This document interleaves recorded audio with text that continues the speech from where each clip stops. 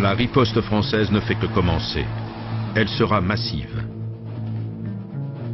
Le général Henri Martin et le général Duval, responsables du Constantinois, donnent l'ordre de déployer 40 000 hommes dans le département. À leur demande, en plus des forces déjà présentes sur le terrain, des régiments entiers embarquent pour l'Algérie, chars de combat, navires croiseurs. Les premiers avions bombardent les villages. Ces différentes forces vont prendre en étau l'insurrection. L'armée est venue de Sétif. Il y avait des chars, des camions, des soldats. Tu vois le petit hameau là-bas? Il a été entièrement volé. Les avions tournaient et survolaient les montagnes et les forêts, et ils tiraient. Face à la panique de la population française, les autorités locales renouent avec une pratique d'usage dans les colonies, les milices civiles. Le 9 mai 1945, le préfet Lestrade Carbonel publie dans la Dépêche de Constantine un appel à constituer des milices dans le but de contribuer au maintien de l'ordre. Les civils français vont prendre les armes pour assurer eux-mêmes leur sécurité. L'armée n'a pas encore atteint Guelma où la population est terrorisée. 280 personnes se présentent aussitôt au sous-préfet André Achiari. La gendarmerie fournit des armes à ceux qui n'en ont pas. La plupart des miliciens ont pour mission de patrouiller dans les rues et de garder les entrées de la ville. Mais certains d'entre eux vont participer de façon plus active. André Achiari est à leur tête. Cet ancien des services secrets français souhaite venir à bout de ce qu'il appelle le complot arabe. Il crée un comité de salut public, un conseil de guerre illégal qui rassemble des Français de toutes les tendances politiques et de toutes les couches sociales. Dès le 9 mai, cette organisation va dresser la liste des manifestants algériens. Ils seront arrêtés le soir même par les gendarmes. Arrestations arbitraires, exécutions collectives, la répression tourne au règlement de compte racial, comme nous l'apprend un rapport officiel signé par le commissaire Berger. Dans la garde civique, il y avait des éléments pondérés, mais il y avait aussi des demi-fous qui, m'a-t-on dit, semblaient sortis du port Tarascon, des individus louches. Les camions des ponts et chaussées auraient été utilisés pour transporter des charretés. Il y avait aussi des colons repliés, des Européens qui ne nourrissaient aucune sympathie pour ceux qu'ils appellent des ratons, des pinsons ou des merles. Certains se sont vantés d'avoir fait des hécatombes comme à l'ouverture de la chasse. L'un d'eux aurait tué à lui seul 83 merles. À Sétif, Landrum Bolling poursuit. À une vingtaine ou une trentaine de kilomètres de Sétif, j'ai commencé à voir des villages qui venaient tout juste d'être brûlés. Des troupes sénégalaises gardaient ces villages.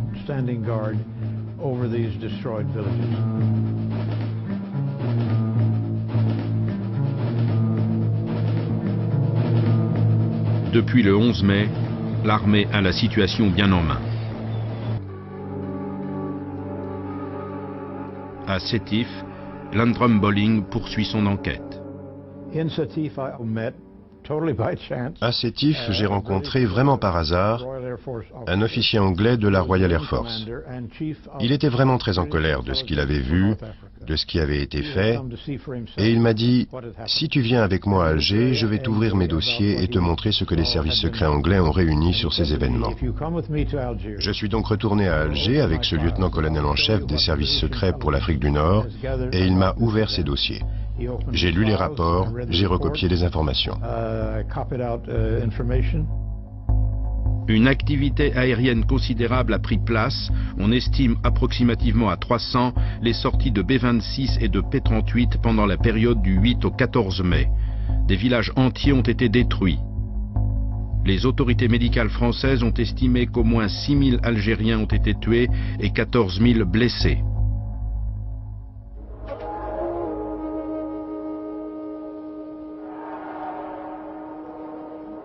Fuyant les bombardements, les insurgés se sont réfugiés dans les montagnes au nord de Sétif. Le 15 mai, l'armée envoie des émissaires afin de parlementer.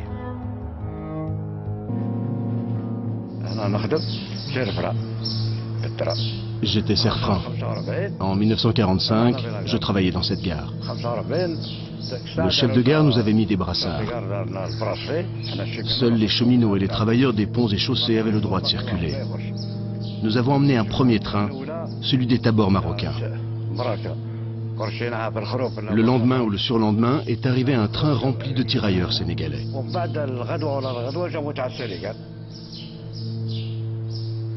Ils ont fait partir un train de Constantine, un train à wagon plat sur lequel était installé un fusil mitrailleur. Dès qu'ils apercevaient quelqu'un, ils l'abattaient. Ils tiraient sur tout ce qui bougeait. Les routes étaient jonchées de cadavres.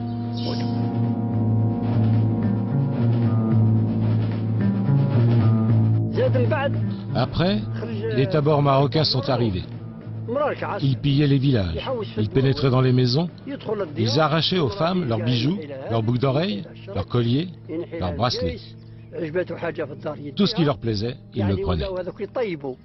Ce qui se passe en 1945 au niveau de la répression est une vieille tradition française. C'est d'utiliser dans chaque partie de l'Empire des soldats d'une autre partie de l'Empire. On a colonisé le Maroc grâce aux tirailleurs sénégalais. On envoie la répression en 1947 à Madagascar avec ces mêmes tirailleurs sénégalais. Les tabords marocains se retrouvent en Algérie pour réprimer aux côtés de tirailleurs. En Indochine, on enverra les troupes de l'Empire entière. Chaque fois, on utilise des hommes, des supplétifs unitaires d'une force vers une autre colonie. Ce qui signifie que d'une certaine manière, même dans la mythologie, même dans l'imaginaire, le tirailleur, par exemple, au Maghreb, fait peur. Les tirailleurs sénégalais font peur parce qu'ils ont participé, que ce soit en Constantine en 1934 d'ailleurs, ou à Sétif en 1945, aux différentes grandes répressions qui ont eu lieu. Et dans cet imaginaire collectif, il y a, pour faire peur justement, parce que c'était quelque chose directement pour inquiéter les populations civiles. Quand on sortait les tirailleurs sénégalais, c'était d'une certaine manière rappeler ce que le pouvoir colonial pouvait lâcher sur la population civile. C'est-à-dire, attention, si vous ne rentrez pas dans le rang... Quand l'armée les a arrêtés, ils ont défilé dans le village. Ça nous avait bouleversés de voir tous ces gens se baisser la tête. Et on reconnaissait pas mal de gens quand même. Ils baissaient la tête et Et ça a défilé pendant des heures et des heures, des heures et des heures. Parce qu'il y avait tous les Arabes des douars alentours, de tous les douars qu'on avait. Et ils ont été obligés de se rendre. Et voilà. Et ensuite, les militaires ont fait leur travail. L'armée, aidée par la Légion étrangère, regroupe 10 000 Algériens dans la vallée de Kerata. On est resté de 8 h du matin jusqu'à 6 h du soir, sans manger, sans boire. Après, c'était un commandant ou un colonel, je ne sais pas.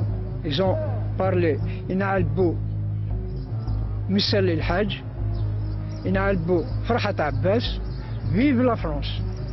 Alors nous, on répète, on est obligé de répéter. Sinon, parce que on sait ce qui nous attend.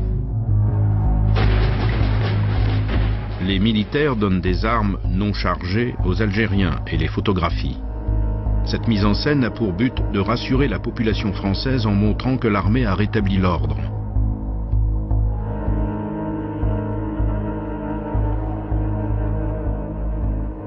La Légion étrangère rassemble ensuite les hommes et les emmène dans les gorges de Kerata. Ils nous ont emmenés sur le pont et nous ont attachés avec du fil de fer barbelé. Le fil était tellement serré que le sang giclait. Les traces sont toujours là. C'était de la barbarie. Une fois qu'on a tous été attachés, l'un des deux gendarmes a dit à son collègue, « Celui-là, on le jette ?» L'autre a répondu « Oui ». Alors, il en a jeté un par-dessus le pont. Il est passé à celui d'après en posant la même question. « On le jette ?» « Oui ». Il a fait un clin d'œil et l'a jeté en poussant avec son pied. Puis mon tour est arrivé. Aujourd'hui, je ne comprends toujours pas pourquoi le lieutenant a eu pitié de moi. J'étais jeune à cette époque. Il a dit « Non, non, le petit là, laissez-le tranquille ». L'adjudant a demandé à ce qu'on m'enlève les fils de fer barbelés. Ils me les ont retirés et m'ont remis dans la camionnette. La Légion étrangère a vraiment fait un travail de nettoyage. Hein, sans nom, sans rien du tout, ça a été un carnage. Hein. Ça a été un carnage. Même du côté de la justice de paix, il y avait un ravin où il y en avait pas mal qui ont été mitraillés, si on peut dire, bien abattus, sans procès, sans rien du tout. On mettait tout le monde dans le même sac. Ça a été un nettoyage en règle.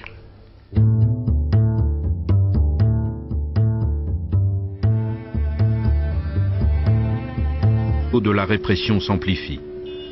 Alors qu'à San Francisco, l'Organisation des Nations Unies est en train de voir le jour, la France ne doit en aucun cas être mise en difficulté sur le plan international. Le ministre de l'Intérieur, Adrien Tixier, écrit à 2 reprises au gouverneur général Yves Chataigneau à Alger. Les informations expédiées par lettre ou apportées par les voyageurs venant d'Alger parviennent massivement aux journaux et aux partis politiques sur le nombre de victimes indigènes et de la répression militaire qui varierait de 6 000 à 10 000. La censure veut laisser publier ces nouvelles, à charge pour moi de les démentir. D'après informations publiées par la presse étrangère et de multiples rumeurs en France, le nombre des musulmans victimes de la répression militaire s'élèverait à 10 000, 20 000 ou 30 000 indigènes tués ou blessés. Je vous prie de me câbler des chiffres reposant sur les informations les plus sérieuses que vous avez pu recueillir jusqu'ici. Le ministre de l'Intérieur n'obtiendra pas de réponse à ces questions. Il doit être entendu prochainement sur la situation par le Conseil des ministres. Adrien Tixier décide de se rendre en Algérie. À l'annonce de sa venue à Guelma, c'est la panique. Le comité de salut public du sous-préfet Achiari doit effacer au plus vite les traces des nombreux charniers, faire disparaître les corps des victimes. Il les transporte à Héliopolis, en périphérie de Guelma, sur les terres d'un riche colon qui possède un four à chaud. On a senti une odeur incroyable. On ne s'était pas aperçu qu'est-ce que c'est. Les grands-parents, ils nous ont dit, vous allez descendre vers Hammam Brad, vous allez voir qu'est-ce qui se passe au four à chaud. Parce qu'on voyait la fumée et on sentait l'odeur. Ils ont déterré les morts et les ont mis dans des camions. C'était les camions de Monsieur Lavie. Ils les ont amenés et les ont brûlés dans le four qui se trouve en haut. Ils les déterraient et les brûlaient même pendant la nuit.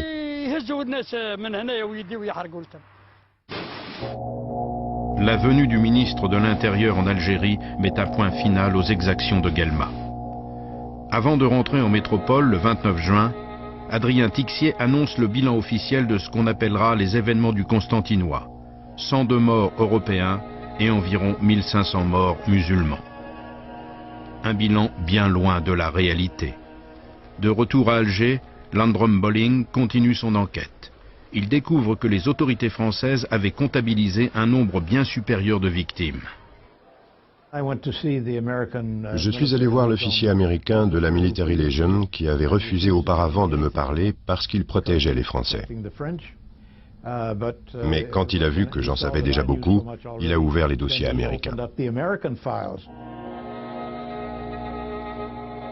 Une enquête officielle sous couverture vient juste d'être complétée par les autorités françaises avec, concernant les décès des Arabes, les résultats suivants. Au total, près de 17 000 morts. En France, la répression du printemps 1945 sera protégée par la raison d'État. Les Anglais et les Américains extérieurs aux événements n'alerteront pas pour autant l'opinion publique sur l'étendue de la répression. Le New York Times, par exemple, ne s'est jamais servi de ce que j'avais écrit. Et voilà comment tout ce massacre a été transformé en une série sans intérêt d'émeutes dues au manque de nourriture. Je me suis alors rendu compte pour la première fois de la facilité avec laquelle les autorités gouvernementales peuvent manipuler les médias lorsqu'elles veulent dissimuler la vérité.